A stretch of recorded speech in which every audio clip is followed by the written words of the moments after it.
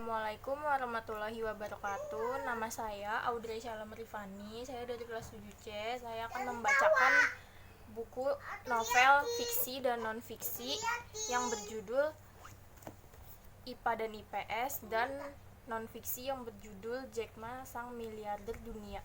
Yang pertama saya akan bacakan yaitu buku IPA dan IPS. Dari mulai covernya, di sini terdapat nama penulis, Cacai, dan terdapat sepasang sepatu dengan lukisan-lukisan yang indah. Di sini terdapat juga nama judulnya di sini. Deskripsi ceritanya, pada dasarnya sifat anak IPA dan IPS memang drastis. Karena itu mereka tidak pernah mau akur, maupun kakak kelas ataupun adik kelas sama aja seperti kucing dengan anjing. Tapi berbeda dengan Michelle dan Rifki. Michelle yang anak IPA terlibat kisah cinta dengan Rifki yang notabene anak jurusan siswa dari IPS. Kisah mereka awal dari sebuah hukuman justru mempersatukan mereka. Kisah cinta mereka diuji dengan kehadiran orang ketiga. Lalu bagaimana Michelle dan Rifki menghadapinya? Bisakah mereka bersatu di antara jurang perbedaan? Menurut saya, cerita ini mengandung banyak cerita kedewasaannya, contohnya seperti berpacaran. Saya akan membacakan cerita-ceritanya. Di dalam buku ini tidak ada subbab. Michelle memulai hari pertama masuk sekolah dengan gembira. Ia baru pindahan dari Jakarta ke Bandung karena pekerjaan ayahnya. Setelah sekian lama, akhirnya Michelle bisa menetap lagi di kota kelahirannya. Sudah berapa kali Michelle berpindah-pindah karena pekerjaan ayahnya, tetapi tidak masalah, berpindah-pindah adalah hal yang menyenangkan untuknya. Michelle sempat tinggal di Bandung selama beberapa tahun. Dulu keadaan Bandung tidak seramai sekarang. Kota kelahirannya kini semakin memesona. Hari pertama sekolah, Michelle sudah telat. Gerbang sekolah sudah ditutup. Tidak ada security yang berjaga, tapi untungnya hari ini bukan hanya dia yang telat. Ada satu orang pria yang bernama Aldino. Michelle belum tahu kalau mereka sekelas dan mereka saling memperkenalkan diri di sana, sampai mereka nggak sadar kalau ada murid yang membukakan gerbang. Murid-murid yang telat pun langsung buru-buru masuk, mumpung ada kesempatan. Michelle dan Aldino berjalan berdampingan memasuki sekolah. Michelle melihat ke sekeliling sekolah. Sekolah lamanya dan sekolah barunya tidak terlalu berbeda. Michelle dan Aldino melewati kelas demi kelas. Kelas mereka berada di paling pojok. Sesampainya di sana, suasana kelas mereka sangatlah ribut. Di sekolah lama Michelle, kelas IPA tidak akan seheboh ini. Ketika Michelle dan Aldino masuk kelas, suasananya sangat riuh. Aldino langsung bergabung dengan teman-temannya, sedangkan Michelle mencari bangku kosong. Terlihat bangku kosong di samping murid perempuan yang sedang membaca novel. Michelle menghampirinya dan bertanya apakah bangku ini kosong. Selesai Michelle bertanya, anak perempuan itu bertanya, nama Michelle siapa? Dan mereka berkenalan. Ternyata nama murid perempuan yang sedang membaca novel itu Rara. Tak lama kemudian, seorang guru masuk ke kelas. Suasana pun hening seketika. Murid-murid yang berkumpul bergegas kembali ke bangku masing-masing. Guru tersebut menatap Michelle dan meminta Michelle memperkenalkan diri di depan. Michelle bangkit dari kursinya, lalu berjalan ke depan kelas. Kini semua mata tertuju padanya. Bermacam ekspresi mereka tunjukkan. Ada yang sedang bergosip sambil menatap Michelle, ada pula yang melamun. Di sela-sela Michelle memperkenalkan diri, tiba-tiba seorang cowok mengangkat tangannya dan menyeletuk. Pertanyaan itu sukses membuat suasana kelas kembali riuh. Semua menyoraki cowok itu karena pertanyaan yang ia berikan jauh dari perkenalan diri yang Michelle kenalkan. Sesudah sesi tanya jawab, Michelle diminta duduk kembali ke tempat duduknya. Rifki Atila Pratama, cowok eksis di International High kelas 12 IPS 2. Ia merupakan ketua OSIS. Lagi akan melepas jabatannya karena ia akan fokus ke ujian nasional. Rifki selalu seperti ini, berada di kantin terlebih dahulu daripada yang lain. Terbiasa membolos pelajaran 30 menit sebelum istirahat. Padahal dia itu ketua OSIS loh. Hingga tak lama kemudian, bel pun berbunyi. Kantin mendadak menjadi ramai. Rifki dan teman-teman pun langsung menghampiri, lalu duduk mengitari meja yang sama. Dari dulu, Rifki memang suka menargetkan cewek-cewek cantik sebagai pacarnya. Gak lama mereka berbincang, bel masuk pun berbunyi. Seluruh siswa masuk ke kelas masing-masing. Rifki kembali ke kelasnya dengan malas. Banyak siswa berkumpul depan pintu kelas Michelle. Michelle penasaran, dia menyerobot masuk ke pintu kelasnya. Kaget melihat kelasnya yang sangat berantakan. Ia bertanya, ini ulah siapa? Tiba-tiba Aldino menjawab, ini ulah Rifki Atila Pratama kelas 12 IPS 2. Dengan muka kesal, Michelle langsung menghampiri kelas IPS. Koridor kelas IPS sangatlah ramai, murid-muridnya berkeliaran kemana-mana. Michelle pun tiba di depan kelas Rifki. Awalnya Michelle takut untuk masuk, namun dia memberanikan diri untuk menghampiri Rifki yang sedang bermain dengan ponselnya. Menyadari kehadiran Michelle di hadapannya, Rifki mendongak. Dia memandang Michelle dengan tatapan bertanya. Michelle langsung meninggalkan Rifki ketika Rifki bilang kelasnya harus sama-sama berantakan. Ketika itu jam istirahat sudah berbunyi. Michelle kelasnya sudah sepi dan Michelle menetap untuk di kelas. Dia sibuk menyalin materi yang tadi belum sempat dicatatnya. Tiba-tiba Aldino bertanya kenapa Michelle nggak istirahat. Michelle bilang Michelle lagi malas ke kantin, dan Aldino menyodorkan makanan dan minuman kepada Michelle. Kemudian Michelle berterima kasih lalu mengeluarkan isi kantong tersebut. Ada roti dan susu. Michelle pun langsung memakannya dengan lahap. Kata Aldino, kalau kurang bilang ya. Michelle melirik ke jendela kelasnya. Di sana terdapat Rifki terlihat menatap ke arahnya, namun langsung membuang muka ketika Michelle balik menatapnya.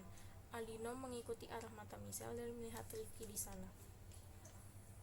Rifki bertanya pada Rara apakah dia melihat Aldino, dan Rara bilang tadi ke kantin lalu balik lagi ke kelas. Rifki menuju kelas 12 IPA 3, kelas Aldino. Langkahnya lebar, terhenti ketika melihat Aldino di dalam kelas bersama Michelle melalui kaca jendela. Dada Rifki terasa sesak, jantungnya terasa tersusuk, dan seluruh tubuhnya terasa panas. Rifki memperhatikan gerak-gerik dan juga ekspresi mata mereka. Keduanya terlihat akrab. Bel pulang sekolah berbunyi.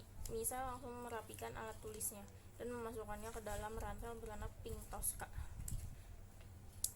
Kemudian Michelle menoleh dan menemukan Aldino yang sudah berdiri di sebelahnya. Aldino mengajaknya untuk pulang bareng, tapi Michelle berusaha menolaknya dengan halus. Sampai tak mau, Michelle menuruti kemauan cowok itu. Tak hingga Rifki dan Michelle dekat. Ketika Michelle telat, Rifki menghukumnya dan meminta Michelle menjadi pacarnya.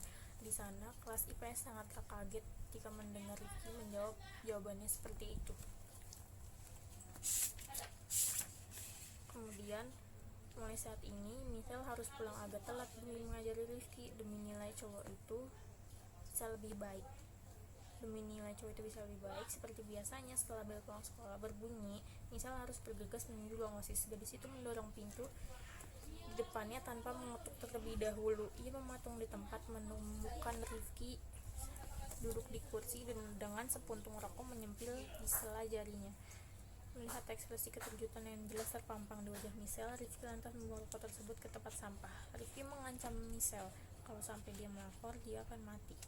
Setelah itu Rifki berjalan keluar dari ruang OSIS. Michelle melewati Michelle yang masih melatung di tempatnya. Rifki malas belajar geografi dan malah memainkan ponselnya di bawah meja untuk menghilangkan rasa bosan.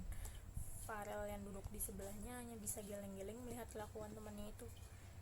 Ketika tiba-tiba Bu Naila, seorang guru BK di sekolah itu, memanggil namanya dan memintanya untuk ikut ke ruang BK.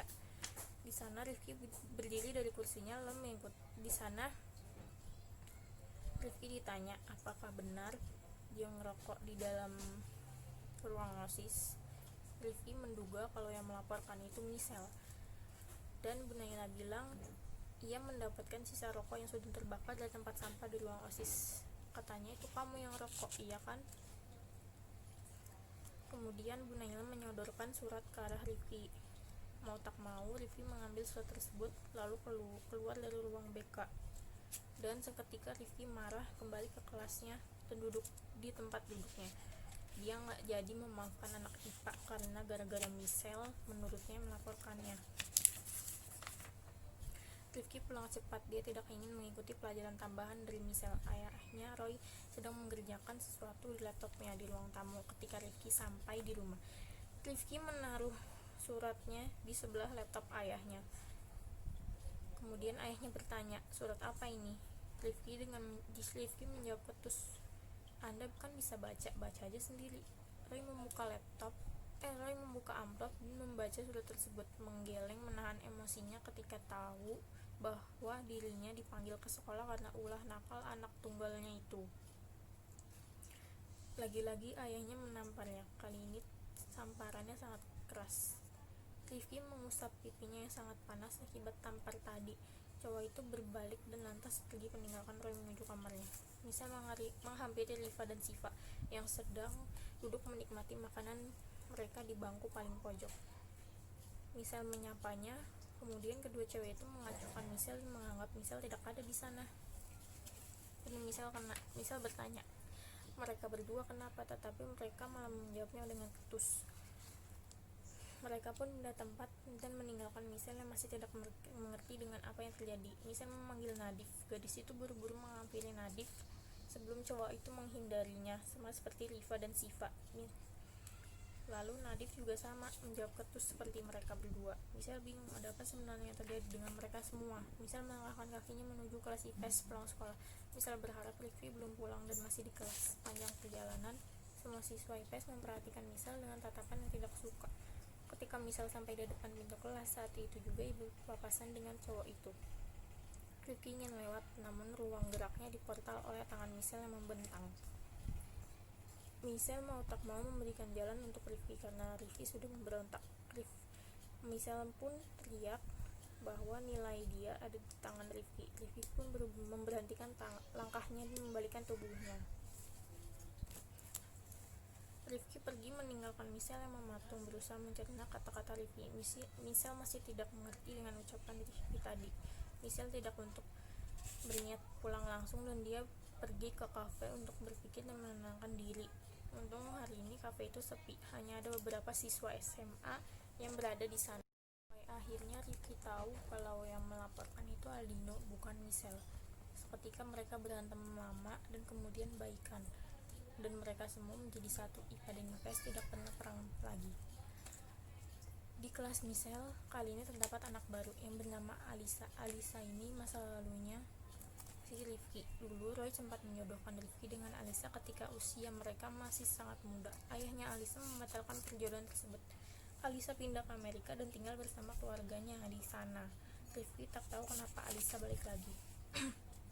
Michelle datang ke sekolah sepagi ini tidak seperti biasanya. Sekolah masih sepi, hanya ada beberapa murid yang terlihat sedang piket di dalam kelas. Mata Michelle tertuju pada Alisa yang sedang berjalan menuju kelasnya. Alisa terhenti melangkah dan menengok ketika Michelle memanggilnya. Gadis itu tersenyum sambil melambaikan tangan ke arahnya.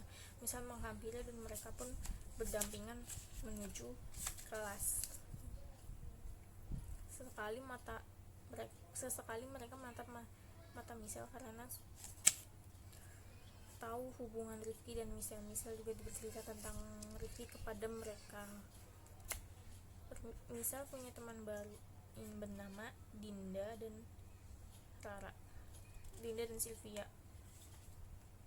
Mereka itu kelas IPS. Michelle tidak menjawab pertanyaan Rifki. Dia melepas genggaman Rifki sebelum Alisa melihatnya. Dan ia kembali menghampiri teman-temannya tanpa melihat Rifki yang masih mematung di tempat. Rifki memperhatikan punggung Michelle semakin menjauh. Kembali ke rumah dengan muka lesu. Ibunya bertanya, ada apa? Kemudian Michelle tidak menjawab dan ibunya bilang, minggu depan ia harus keluar kota, ada kerjaan.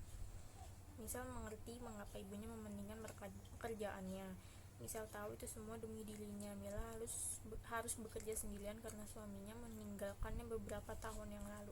Jam sudah menunjukkan pukul 3 sore. Selesai mandi, Michelle langsung turun ke meja makan. Rambut panjangnya masih digulung menggunakan handuk berwarna merah muda. Makanan sudah siap di atas meja makan. Laptop Mila sudah dipindahkan ke kamarnya. Michelle duduk berhadapan dengan ibunya. Kehangatan seperti ini yang ia rindukan. Sudah beberapa tahun ia tidak bisa makan bersama ibunya. Semenjak ayahnya pergi, ibunya menjadi sibuk. Ia harus memenuhi kebutuhan mereka sendiri. Sampai makan malam tiba, bel rumah Michelle berbunyi. Ternyata itu Rifki yang kesana. Michelle tidak mau menemui Rifki hari itu juga, memaksa untuk menemuinya, dan keesokannya Rifki menemui Michelle dan meminta untuk mabal bareng. Sampai malam harinya, Michelle lupa kalau tasnya itu masih ada di Rifki dan teman-teman Rifki, dan Rifki segera mengembalikannya esok paginya. Rifki berada di rumah Michelle, memberikan tasnya. Kemudian Rara meminta Michelle menemaninya ke ruang OSIS. Koridor tiap kelas kali ini sepi, murid-murid sudah berada di kantin. Ruang OSIS tertutup. Rara membuka pintunya, mendapati gerombolan Rifki yang sedang berkumpul di sana. Ada beberapa yang memainkan ponsel, ada juga beberapa sedang makan siang. Mau gak mau mereka mengikuti perintah Rifki. Rifki menyuruh teman-temannya untuk keluar dari sini. Sampai mereka semua akhirnya lulus dengan menghadapi ujian, mereka kembali reuni ke sekolah mereka yang lama. Rifki dan Michelle tidak bisa bersatu karena Rifki dijodohkan oleh ayahnya. Michelle mau tidak mau harus mengikuti apa kata Rifki. Di sana mereka kembali mengenang kenangan mereka yang pernah mereka lalui di sana. Air mata Michelle mulai menetes hingga pipinya basah. Acaranya lumayan ramai, hampir semua hadir ke acara reuni tersebut. Nadif membawa Michelle ke meja yang berisi teman-temannya. Rara menyapa Michelle dengan heboh, dan Rara langsung memeluk erat karena sudah setahun nggak bertemu sama Michelle.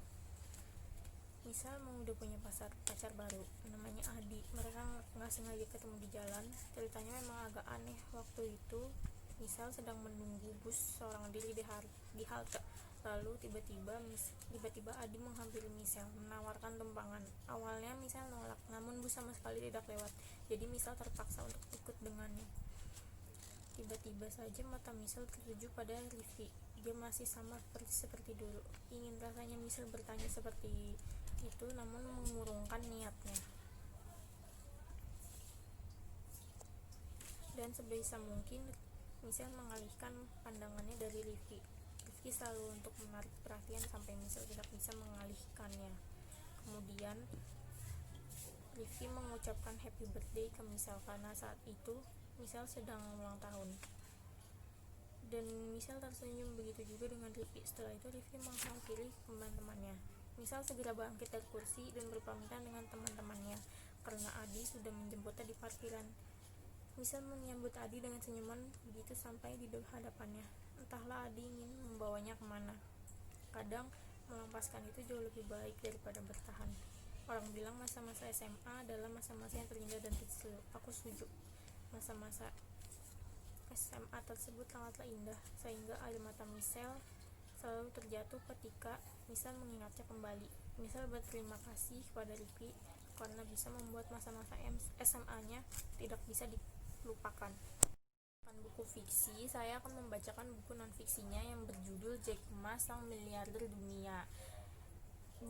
Buku ini dibuat oleh Eko Siswanto, dan di sini terdapat biografi, karir, kiat sukses hingga masa pensiun sang pendiri Alibaba Group.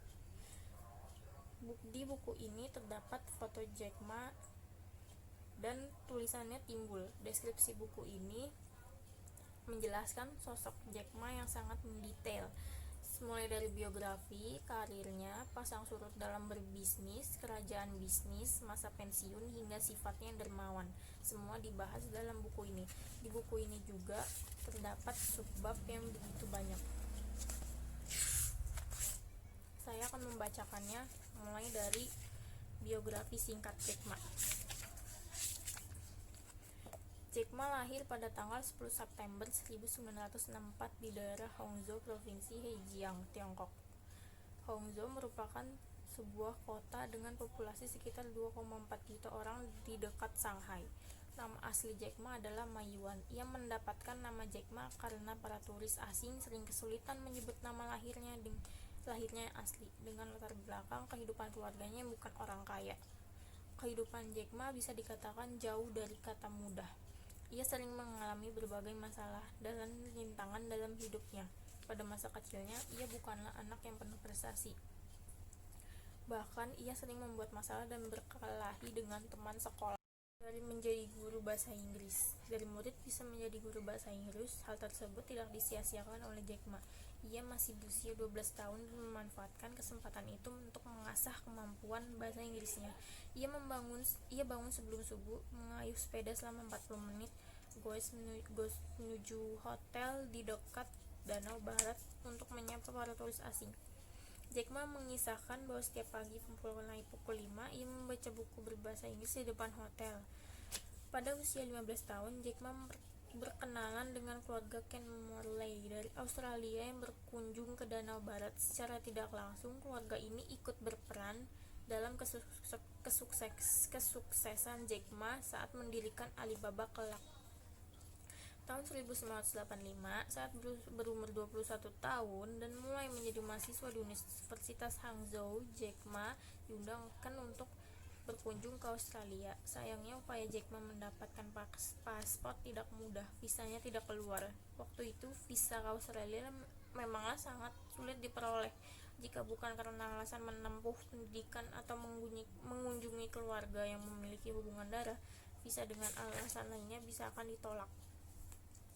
Selama 29 hari tinggal di Australia, Jack Ma mendapatkan pengalaman yang berbeda dibandingkan di kampung. Sekembalinya dari Amerika Serikat, pikiran Jack Ma terus dipenuhi ide-ide bisnis dengan memanfaatkan kecanggihan teknologi bernama internet. Ia sering berkumpul dengan teman-temannya dan dalam setiap pertemuan itu ia dengan penuh semangat menceritakan tentang kehebatan internet, memaparkan rencananya untuk berbisnis di dunia internet, dan dia membangun Alibaba Group. Pada tahun 2002, dana tunai yang dimiliki Alibaba hanya tersisa untuk bertahan selama 18 bulan. Meskipun mengalami krisis yang cukup parah, Jack Ma tidak menyerah. Ia terus berjuang memperbaiki keadaan. Jack Ma mengajak Savio Kwan untuk bergabung dengan Alibaba. Ia diangkat sebagai Chief Operating Officer. Savio Kwan yang berpengalaman dalam bidang manajemen berhasil mengubah Alibaba. Unit bisnis Alibaba Group bernama Taobao yang dikembangkan Alibaba Group untuk memfasilitasi produsen lokal Tiongkok agar dapat memasarkan barangnya kepada konsumen di seluruh dunia. Model kerja situs Taobao sangat mirip dengan eBay. Taobao menjadi marketplace yang berperan sebagai perantara bagi para penjual dan pembeli. Dengan dukungan sistem yang baik, Taobao menjadi mesin pencari layaknya Google bagi para pembeli yang mencari barang-barang kebutuhan. Alibaba bergerak di dalam bidang industri film dan hiburan. Alibaba Pictures adalah salah satu anak perusahaan yang bergerak di industri film dan hiburan. Perusahaan ini didirikan pada tahun 2014.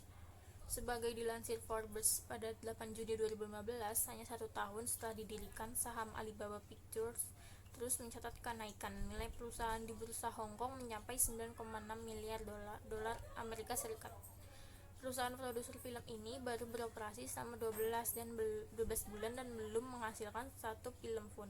Tak henti di situ, pada awal 2016, Alibaba Pictures membayar 750 juta dolar Amerika Serikat untuk membeli saham divisi sinema milik perusahaan Tiongkok Wanda Film dan menjadi pemegang saham terbesar kedua. 10 September 2018 lalu, Jack Ma tepat berusia 54 tahun. Pendiri Alibaba Group itu menandai hari kelahirannya dengan cara yang tidak biasa. Bertepatan dengan ulang tahun Alibaba yang ke-19, Jack Ma mengundurkan diri dari perusahaan yang dibesarkannya itu. Dia melepaskan posisinya sebagai eksekutif chairman Alibaba. Berdasarkan keterangan resmi Alibaba pada hari Senin 10 September 2018, Jack Ma akan pensiun dari perusahaan itu setahun lagi. Di bawah kepemimpinan Zhang, Taobao Mall berkembang pesat dan menjadi salah satu lini bisnis terpenting Alibaba Group. Ada sebuah ungkapan yang menyebutkan bahwa apabila keberhasilan sesederhana menetapkan target, maka semua orang akan dapat dengan mudah meraih mimpi-mimpi terbesar mereka. Tidak pelak lagi segala sesuatu yang pada akhirnya menghentikan kita merealisasikan impian yang kita miliki adalah diri kita sendiri.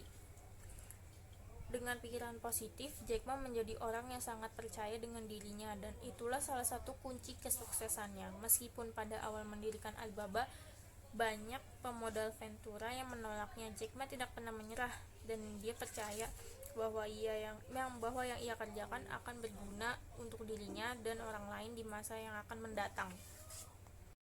Jack Ma tekun mempelajari sejarah dan kebudayaan Tiongkok. Salah satu budaya yang perlu menurutnya dilestarikan adalah Tai Chi yang mengandung banyak sekali manfaat pengembangan diri, juga bagi kesehatan. Ajaran itulah yang selalu berusaha ditetapkan oleh Jack Ma dalam kehidupannya, termasuk dalam membangun bisnis. Ia mengungkapkan mengenai rahasia dalam menjalankan pengembangan perusahaannya Alibaba. Menurutnya, sama seperti manusia, jika perusahaan ingin hidup lama dan baik, maka perlu melakukan Tai Chi dan bergerak lambat. Berdasarkan prinsip ini pula, Jack Ma tidak sembarangan merekrut karyawan Alibaba. Sebagaimana dijelaskan di dalam buku Alibaba World, Jack Ma mengatakan bahwa perusahaan yang didirikannya menjadi besar bukanlah karena milik orang-orang pintar. Jack Ma tidak pernah merekrut orang-orang dan dengan gelar yang tinggi.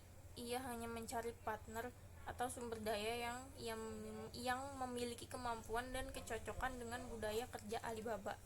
Dari buku ini juga, bagi Anda yang mau memulai bisnis, Jack Ma adalah panutan yang perlu dicontoh. Semangat yang gigih dan pantang menyerah menjadikannya kesuksesan sekarang bersama Alibaba Group.